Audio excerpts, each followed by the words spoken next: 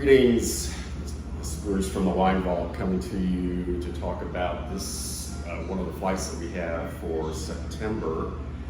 We have 40 flights for the month of September, and this is the Premium World Tour flight. So you're talking about a lot of really nice wines here on this one.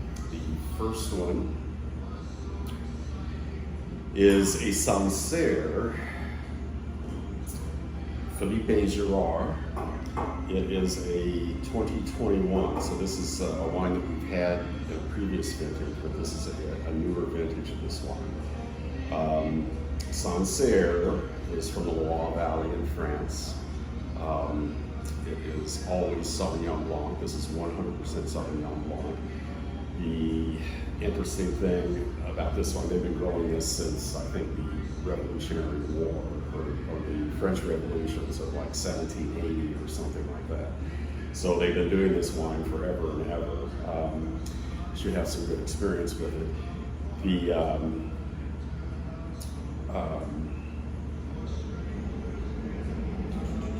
thing about Sauvignon Blanc is I think it's a really good wine if you're starting out to kind of compare how Sauvignon Blanc tastes when it's grown like this one in the Loire Valley versus how it's grown in New Zealand, which is really popular right now. Kim Crawford is everywhere. New Zealand Sauvignon Blancs, American Sauvignon Blancs, and then maybe a Chilean Sauvignon Blanc. New Zealand, you know, you get that real hit of citrus fruit and acidity. Cut grass is what they call it a lot of times. It is like a wine, lots of times I think it kind of knocks you over. Not all of them, but that's kind of what New Zealand's hallmark is. American, like from Napa, makes some very good Sauvignon Blancs. California in general, and they are generally maybe a little bit more tree fruits, a little bit more kind of got that California sweetness, ripeness to it. Some of them can be very balanced with acidity. And then Chilean is, you know, I think has that kind of green pepper thing going on lots of times. So, but this wine is where Sauvignon Blanc came from, and it's very much more subtle than I think any of those other wines. So it's 13.5% alcohol, so it's rather light, like the glass. Let's give it a sniff. Love that, just very, very mellow. I think hopefully, you know, tasting this wine, you can tell it was Sauvignon Blanc just from the kind of like the citrus thing. You can almost tell that it's going to be very acidic.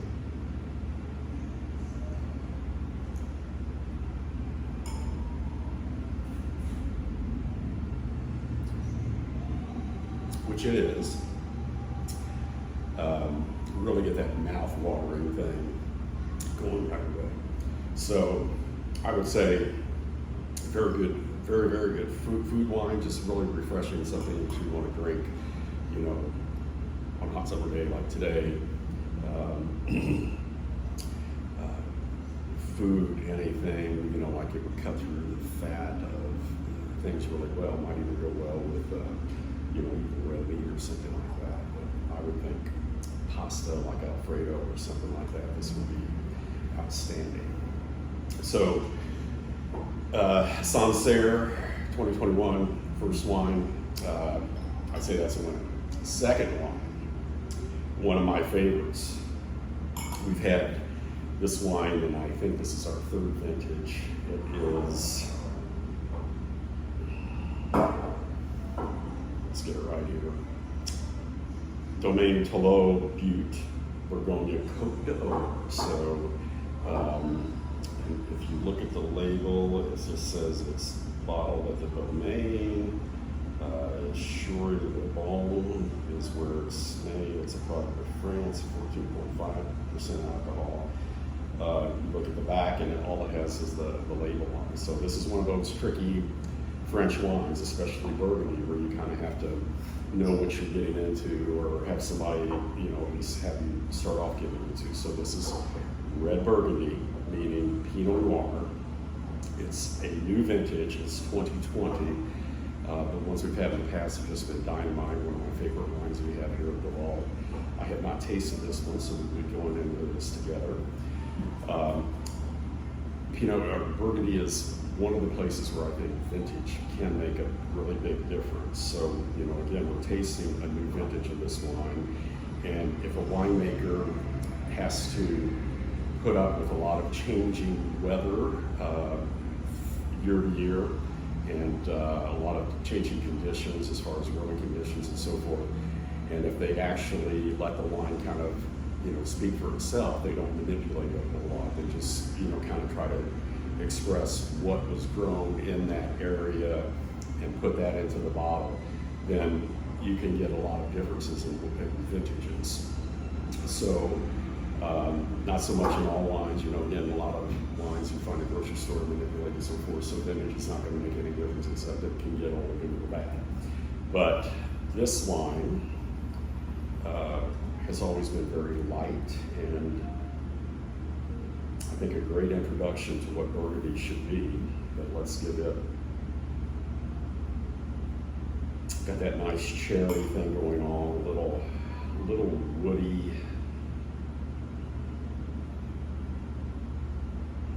Okay, here we go.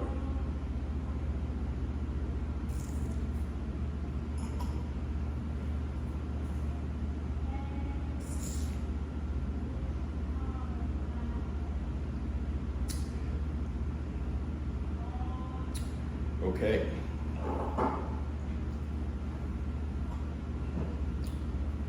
That's still, I think it has a lot of tannin. I'm getting a lot of tannin and acidity. But there's still a nice core of fruit there that you get this nice cherry fruit. I think this wine might benefit by being open for a little while. We kind of like mellow out a little bit. Great thing going on right now is, like the aftertaste. Very structured. I would be willing to bet this wine could age for many years. Again, one of my favorites, I think, again, if you're wanting to explore Burgundy, this is a great way to start out because it's not that expensive. Burgundies can be some of the most expensive wines in the world. So give this one a try. And we'll move on to number 3. This is an old friend as well. Tolaini Val di Sante. So obviously Italian, and what our label tells us is Toscana, and gives the name of the winery. Actually, Tolaini is the winery, and it's a 2018. Now, this is what's known as a Super Tuscan. So this wine is grown, this winery is located in the Chianti Classico region. So Chianti Classico is, of course, the most, and you would expect that a wine, again, to be, if it's red, it would be Chianti if it's from that region. This is, doesn't say Chianti, of course, anywhere on it because it cannot do that. This is what's known as a Super Tuscan, which was a thing that started in the 70s, when basically what happened is the growers, let's say in Chianti, that's where it started off, said, we don't want to be restricted because the Italians are very, very strict about it. If you're going to say it's Chianti, then it has to be this grape, it has to be harvested this way, it has to be aged this way, it has to, in some cases, it had to have white wine mixed in it. And some of the growers said, we don't want to do that, we want to do our own thing. So what they started doing was making their own wines out of grapes that they wanted to make. And not just there, but in other places in Italy as well. And it turned out that they were a hit. There's lots of them that are very, very famous, that have nothing at all to do, they're international grapes. They could be Cabernet, they could be Merlot. This wine is actually 50% Cabernet and 50% Cabernet Franc. So there's no way that they could call this Chianti because it doesn't have Sangiovese. So anyway, this is, these are called Super Tuscans. It's a really good thing to know. There's, again, a kind of a range of prices and qualities that you can buy. And this is kind of like in the middle. This has always just been a really dynamite wine. Again, classic Bordeaux blend, Cabernet, Cabernet Franc.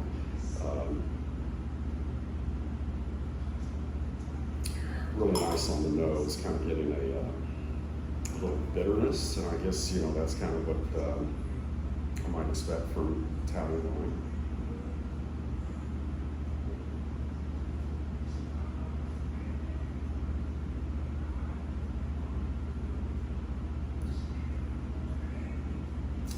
Winner, winner, chicken dinner.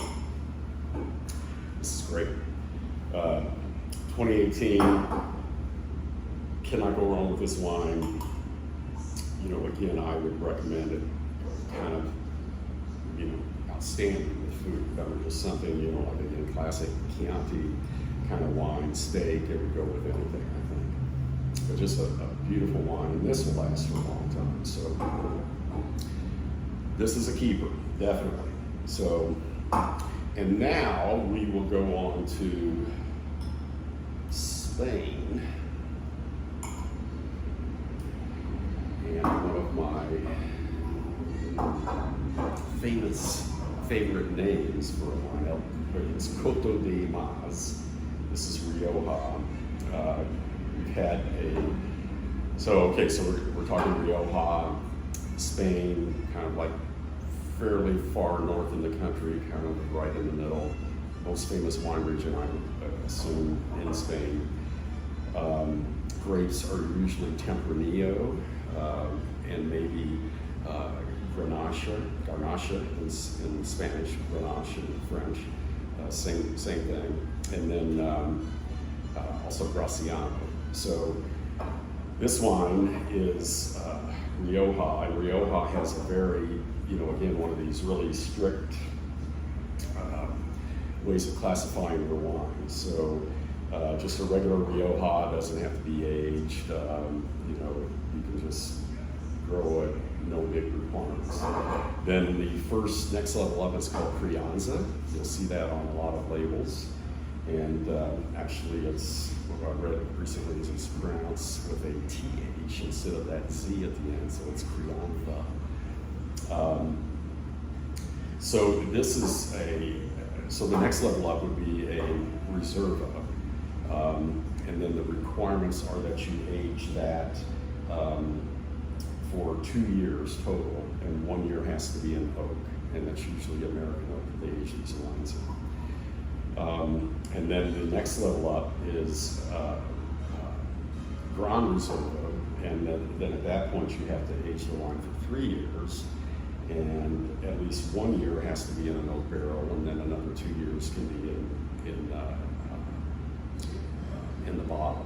So, and then this wine is the next level up, and pretty much the final level is called a Gran Reserva. Wine has to be aged for 5 years, 3 years in oak barrels, or actually, no, excuse me, 2 years in oak and 2 years in the bottle. So, and then the rest of the aging can take place otherwise, but you have to have that oak regimen, and then you have to have the bottle regimen as far as the oak. So again, you might look at this in a store and say, oh my gosh, it's 2014. This wine was probably just released in 2020 because of all of that aging that took place with it. So let's give it a try. And I saw two different things. One of the things said this was all 100% Tempranillo, and another one said it had some of that Graciano in it. So I don't know if that would make any difference to me. Yeah, you can kind of get that oak influence. From what I understand, the Spanish used American oak a lot because at one point the French wouldn't sell any of their oak. So they went American, and they kind of never went back. So American oak gives it a stronger oak profile, typically, than what French oak would do.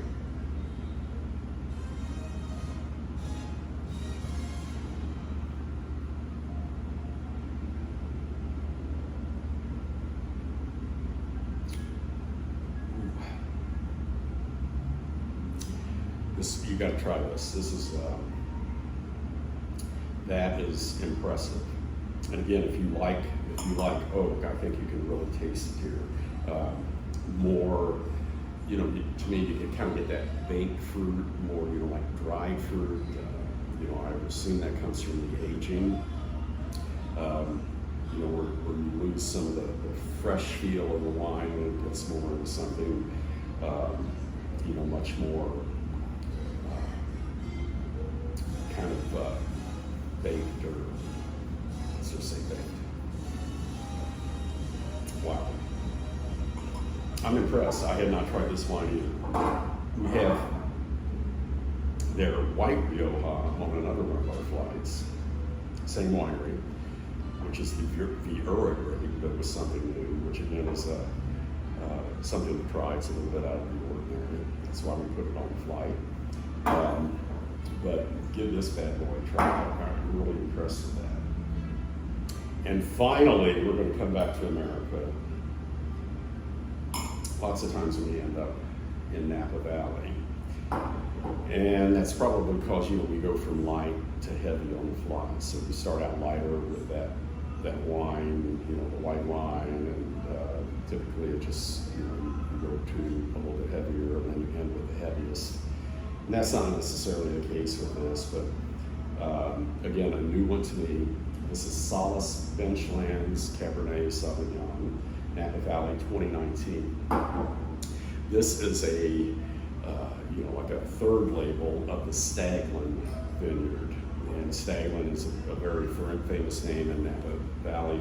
You probably don't hear it quite as much as you hear some of the others, but it's been around since 1985. They've been growing grapes on that property since the Civil War, like 1860 something or another. So, the vineyard in that area and that history is very intact.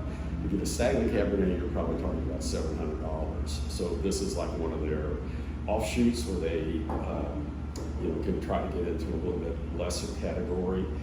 And it's also a wine where they donate a lot of the profits to that to mental health research.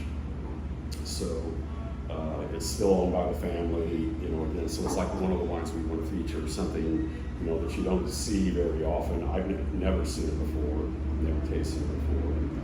I smelled it earlier, and it's like, that's the deal. That's, yeah, okay. So much fruitier than these other wines. Just much more fruit forward. I would say kind of a dark red, not real heavy, dark fruit kind of smell. It smells really fresh.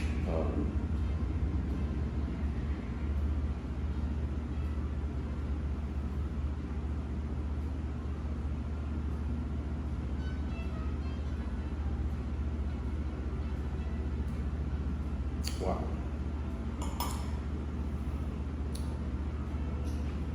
First thing I would say, this is a great example of texture. This wine is just, in the mouth, it's just very,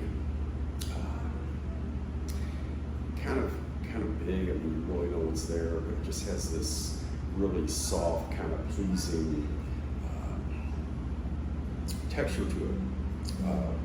It just feels good in your mouth. And it's got structure. I'm getting a little bit of tannin, not a whole lot. Definitely some acidity. Winter. 2 chicken dinners. I would heartily recommend this one. So this white is just awesome. I'm kind of discovering it at the same time you all. I hope you come in and discover it as well. These are some really unique wines. You don't see a lot of places. It gives you a really good view of kind of some different things going on in the wine world. We, of course, would be happy to share our knowledge about it and probably taste with you as you come in and explore these wines. We always like to kind of be there for our customers to come in and be right there with them. So we do a lot of tasting. It's not something we always like to do, but we sacrifice. But please come in and give this a try. We've got other new flights for September It is September already, hard to believe. Come in and give these things a shot, and say hi to me if you see this video. I don't think anybody has yet. If you see this video, please mention that to me, and I will just end by saying cheers and have a wonderful day. Drink some good wine.